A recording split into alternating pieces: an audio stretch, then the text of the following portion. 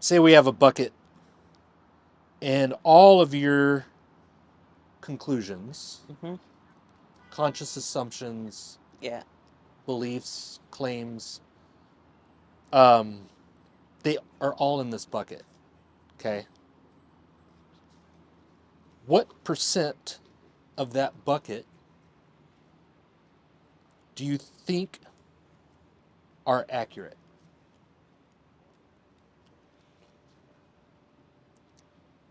Ah, I think the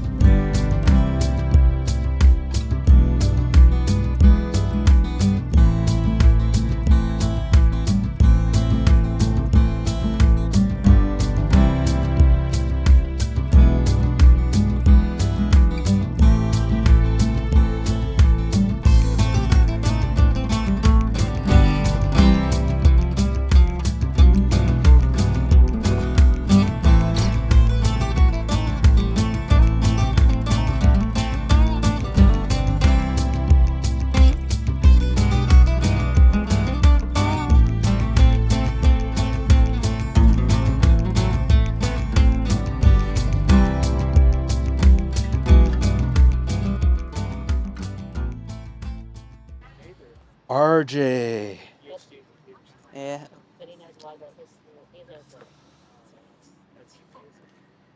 I'm David. Nice to meet you, David. Nice to meet you. And I hear that you're a PhD student here? Yep. Great. And what are you studying? Computer science. Computer science? How's that going? It's going pretty well. Good. Right on. What's your biggest challenge here? Oh, it's definitely it's definitely trying and finding new areas to research and doing that research. Um, Okay. uh, Your biggest challenge is finding how to do more research? Not finding how to do more research, but like uh, finding the topics I want to research. Currently, I think I've got I think I'm going to be going into quantum computing. Quantum computing. Yeah. Cool. Why go into that? I just feel like it's an interesting area. It's a new model of computation, and there's a lot of new techniques, and it seems to be more powerful than classical computers. And it's an unexplored area, and so I feel like I'll be able to make a lot of contributions there. Cool. It sounds exciting. Like Hmm. a new exciting field to kind of dive into. Yeah. Yeah, cool. All right. So just to kind of explain what we're doing, I'll have you choose a statement Hmm. that you're convinced is true, Okay. and I'll ask questions that help us explore how you support the confidence that you have in it being true, and explore the sufficiency of the reasons that Hmm. support that confidence. Does that sound cool? Yeah, yeah. Will you be giving the list? List? Would you be like listing out some statements and then You get to choose. uh, And it's best if you choose something that if you found out was not true tomorrow, you would change your behavior. I see. The more meaningful the topic is to you, the more meaningful the conversations tend to be. Mm-hmm. Oh, that's a tough one, isn't it? Is it? Yeah, because there's a lot of beliefs I hold that if they turned out to be false, then my worldview would change, and there's a lot of worldviews I believe that aren't really that might not be fully substantiated because, well, that's the trouble with epistemology. There's no absolute way to know if the way you're knowing is the right way of knowing. Would you prefer that you had better ways to substantiate those? I yes, but the problem is I feel like at a certain point you have to assume something, and you're gonna have to, and at that point, like, you're not gonna have an ability to decide whether that's right or wrong, unless it's basically like, I have to assume this or I'll go crazy. Okay. Yeah, like I one thing, like, that the scientific method works. Okay. I think that I think I believe that works.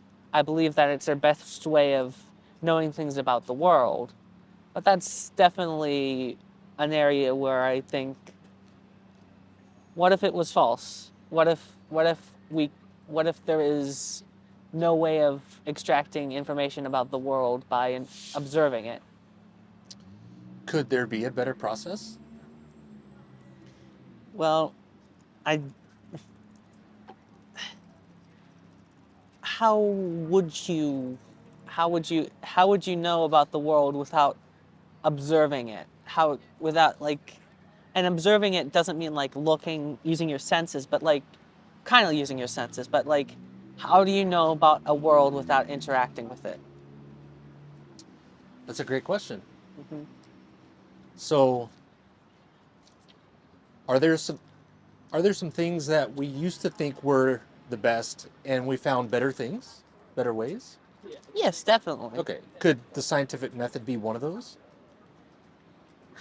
Well, I think maybe maybe there would be improvements on the scientific method to make it more rigorous, but I think the scientific method per se, it's essentially, if you disagree with the premise we that knowing things by observing them is not the best way to do it, what other way to do it? I don't feel like there is essentially another way.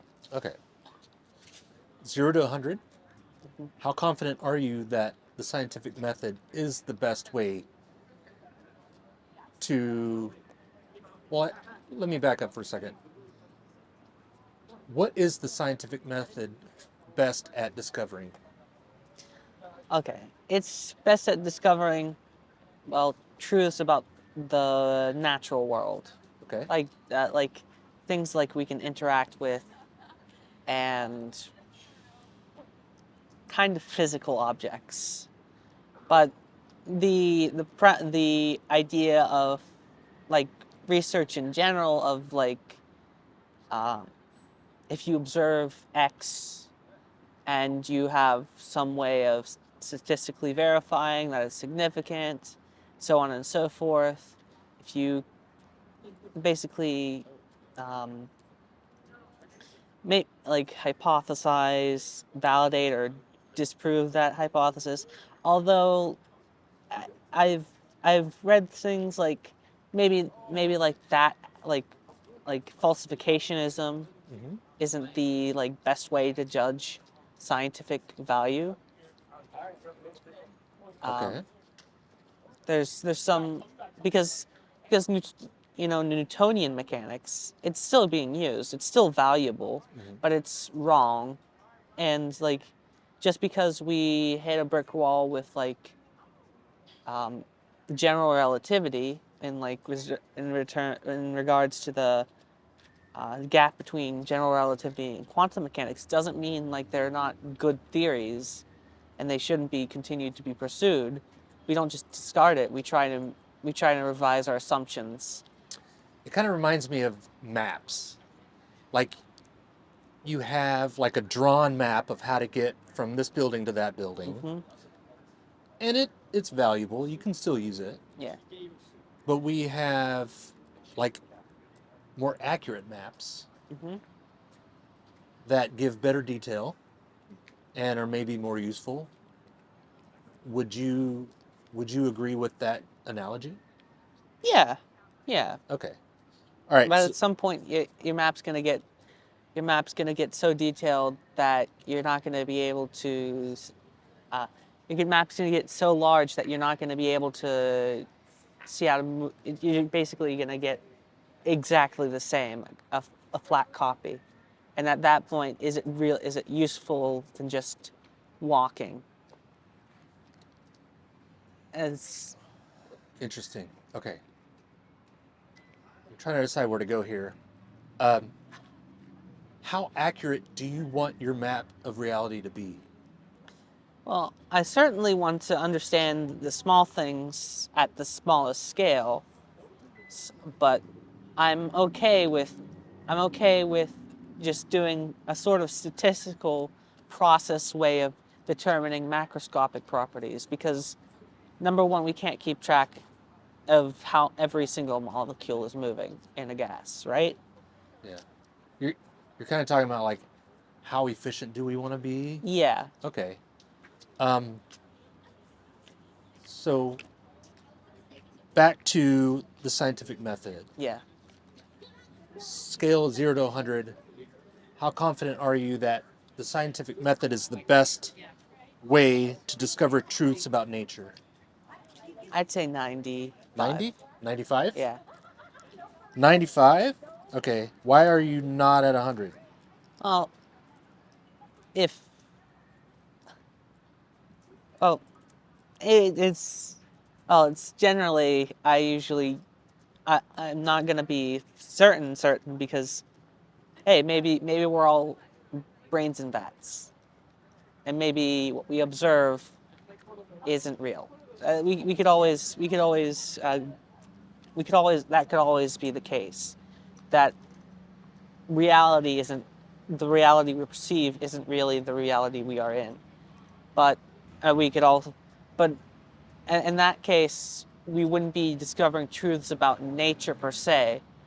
But I would say if you could not distinguish between a simulated reality and real reality, can you just really just call it reality? Yeah, what would be the difference? What would Yeah, the experiential difference, right? yeah. Uh, what would get you to 96?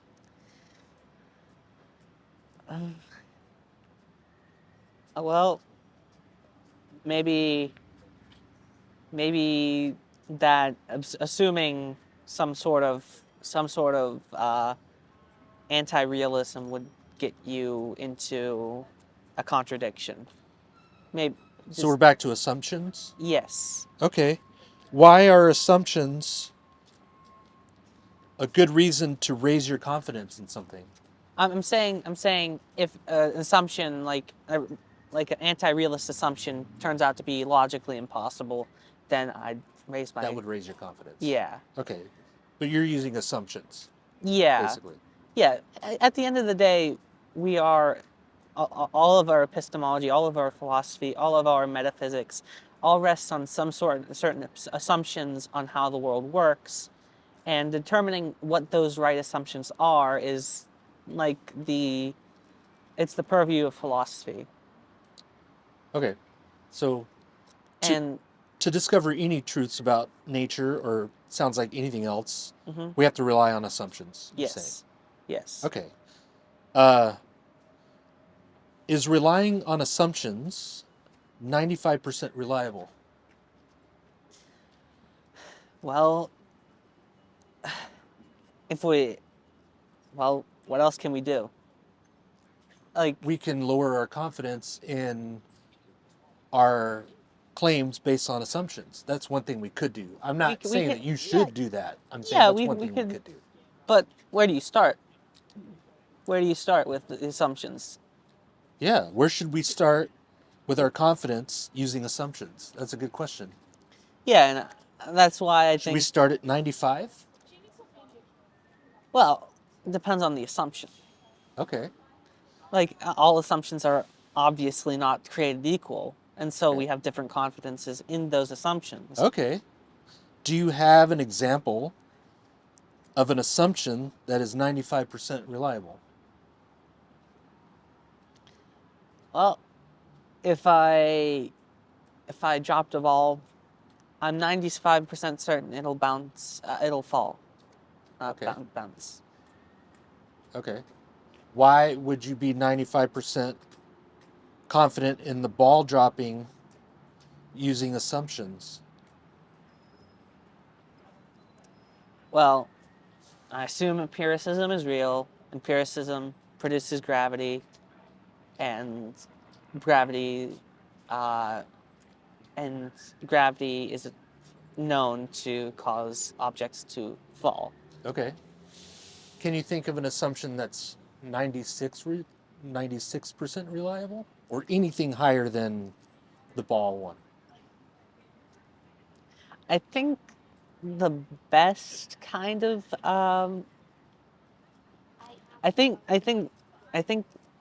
Descartes' I think therefore I am is I think an assumption I'd say would be at least 99, because Okay. if you like, it might not be, you're real in some way if you can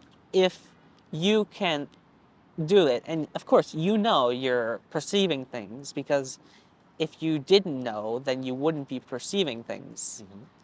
And yeah, I, That's what that's what causes you to be 99 about that? yeah, Okay, so why are you not 100 about that?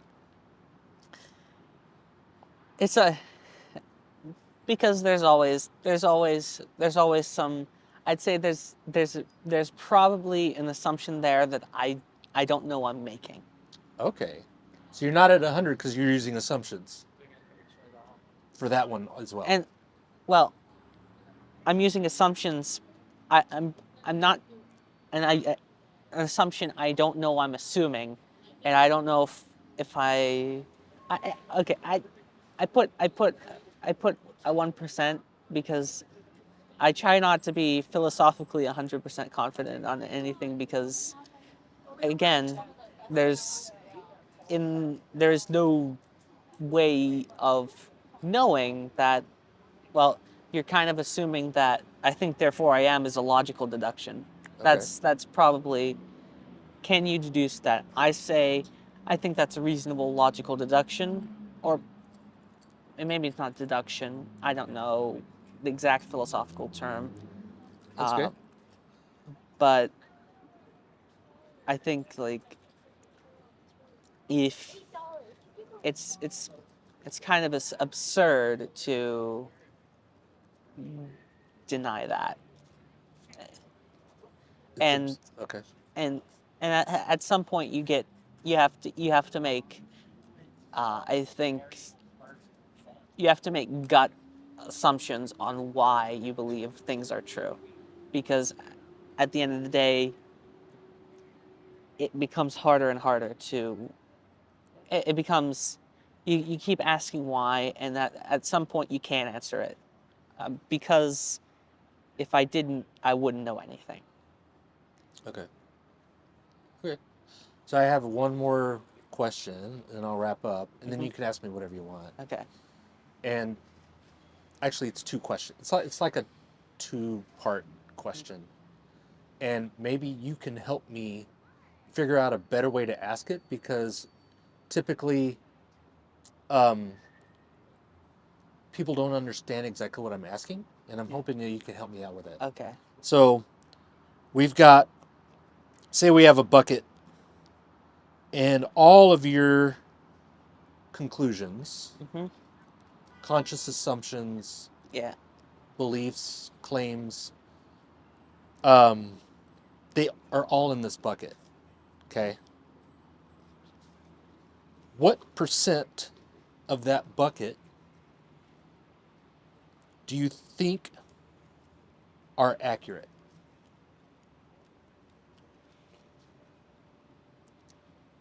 Ah,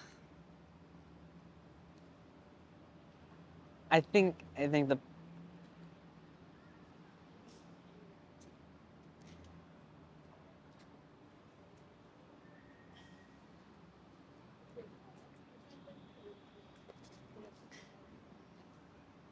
I'd say 70%. I 70? Yeah, because I know I think I believe in certain things that might not turn out to be true, but I think I think I err a lot on the side of caution on a lot of like what I know. Um, Okay. Do you like baseball? mm, Not so much. Not so much, no. Do you know about batting average? Yeah. Okay. So you're Uh, are you saying that you've got like a 700 batting average as far as beliefs? yeah, yeah. Okay. All right. So that's how many you think are accurate. What percent would you prefer be accurate if you had it your way? This is a preference. Well, of course, I would love to be 100% accurate. Cool. Do you have any questions for me? Um, have you ever had someone uh, do it do have you ever asked people about mathematical certainty? Sometimes we get into that when people talk about proof, Ah, and um, my idea of proof only exists with like math. mhm. Everything else is like, I wouldn't consider it proof. I would consider it like evidence. Um, so that's usually the way Mhm, mathematics comes into these mhm. conversations, except for like percentages and pie charts and Yeah. graphs and things. Um, I I try not to talk too much about math because, especially if I haven't had my coffee yet, you know. Yeah. So, So, my question to you uh is, how do we know that the mathematical assumptions we're making are valid? I think it's based on how we define mathematics and numbers. It's like true by definition because of what we agree the definitions are for numbers and the values and stuff. Well, some people disagree on methods of proof. Some people Sure, in mathematics, sure, yeah, some people think that if something is not true, that doesn't necessarily make it true. gotcha. So how does that work in like outside of mathematics in your mind? Well, so outside of mathematics, that kind of says just because something isn't true all of the time doesn't mean it's true. It's not true some of the time. Mm-hmm. But I think that might be partially that might be saying, oh, well, you can say the statement all is either true or false. But then there's some statements like this sentence is false. Mm-hmm. Can you Right. say that's true or false? It's like a contradictory question, Yeah. right? And it's again by definition, right? Yeah. Of course, in mathematics we define things, and sometimes we disagree on what the right thing to define is. Yeah. So how do we know that, well, our proof method's correct? Right. How do we test it? Well, we can't. So how confident should we be in things we can't test? Well, I think those are the things we have to be the most confident in. In the things we cannot test, or the Uh, things we can test? well, if we can test it, how? Well, you need to have you have to assume things that we can't test to test things. So Right. so essentially, you're asking me how shouldn't we be more confident in the things we test, but we're gonna have to assume things that we can't test. Sure. And basically, we have to choose things that we can't test that are the most confident, that we're most confident in, rather than the other way around. Wait. Say that again. We have the things we don't we believe but we can't test. We have to be the most confident in Oh, those. I see what you're saying. Yeah, I see what you're saying. Because yeah, we can't test we them. can't test it. Okay, so we have a conclusion X, that we can test. Yeah. We have a conclusion Y that we cannot test. Mm-hmm. Should we be more confident in X or Y? Well, it depends. Does Y imply X? It depends on the Y. Basically, if we are confident in, if we, I'm saying we have to choose what we believe carefully, what we assume carefully, Uh-huh. and that's why, like, given two arbitrary statements, I can't make that decision based on X and Y because it could be anything. Y could be uh, grass. This grass is the indescribable color oolong. Okay. Um, uh, in some alien language somewhere out there. I can't test that.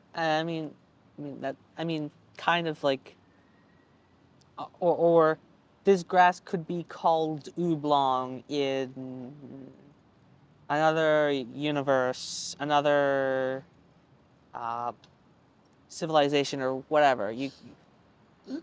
Maybe I can clarify or specify in things that affect us, Okay. in things that matter, in things that inform our decisions. Hmm.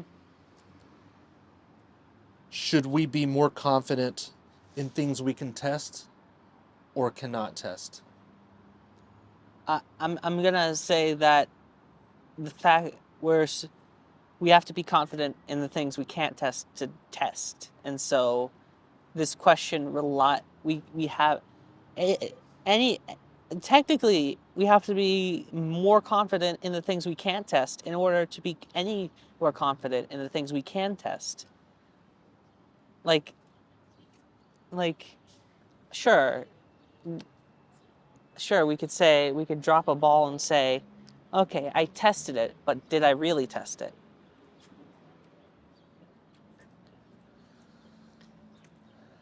Are you religious? A bit, yeah. Okay. Um, can I ask what religion you follow? uh And we're not going to go deep on it. okay, Christianity. Christianity, okay. Let's say Mm-hmm. um, I'm confident in a different religion, Mm-hmm. and what gives me confidence in that religion being the correct one is because I cannot test it. Is that a good reason for me to be confident in that religion being true?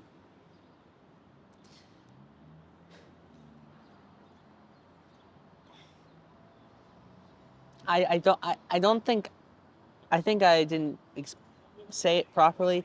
I don't think like I think I think I'm saying that we have to be confident in the things that we can't prove, and it's not like it's a necessity to be able to prove anything, and so I'd say I don't think that's a really good reason to be confident in it, but I'm not saying, I'm kind of saying it necessitates that we're more confident in some things that we cannot test. Not all things, of course, to be able to be confident at all in the things we test. And so, like empiricism, I have to be 95% confident in that, or else what do I know about the natural world? Okay, cool. Well, that was fun. Yeah. Any other questions? Well, there's always more questions. It's really coming down.